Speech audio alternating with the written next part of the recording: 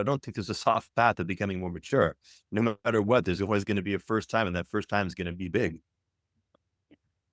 To your point, to go back to the metaphor of the intoxicant, like, frankly, you only know your limits. You only know how to drink well when you've had a few hangovers or a few more or a few Uh-huh. more after that. And you learn how to harness the spirit of potential in that exercise only by having desecrated it many times before. And you gradually earn the wisdom required to put that in service of That what it can serve. wisdom.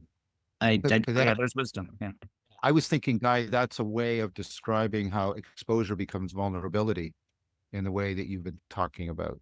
At first, we just get exposed to the intoxicant.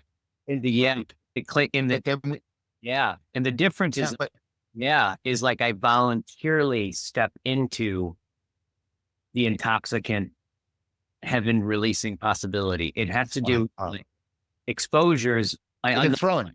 Grown, right? Yeah. I can go, it's not all bad over there. Actually, I ended up like a lot better off after all of that. I still want to go over there. All right. Well, let's go full, and you step into it. It's a completely different thing. It's like genuine ability because there's volunteerness there.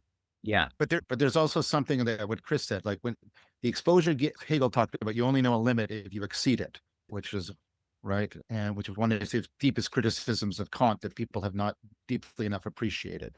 And yeah, I was thinking of exposure as when you're just dragged beyond the limit and you're vomiting.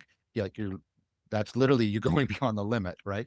But then vulnerability is, there's something in what Jordan was saying is it's not like you make the nastiness go away, but you can absorb it better into your system. Like the third sting isn't as bad as the first, and the third bee sting isn't as bad as the first. Talking about normal bee sting, some people it goes the opposite, but we'll put that aside. Like there's something, like I think we're coming against the nub. There's some kind of change that's going on here, and Chris is right.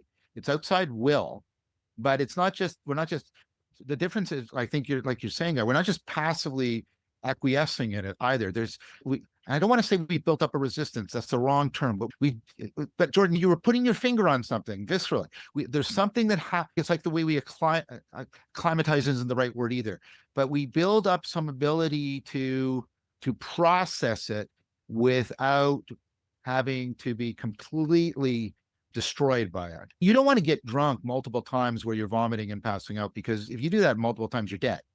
You do it once or twice and you go, oh, okay. And now I can gauge. And then what I can do is, like Chris said, I can approach the horizon of horror just enough to wake me up, but not enough that I die.